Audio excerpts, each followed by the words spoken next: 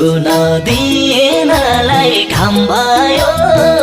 मलाई तिमी सम्झिने काम भयो आफूसँग आफै हारे मैले घामलाई सोधिन कि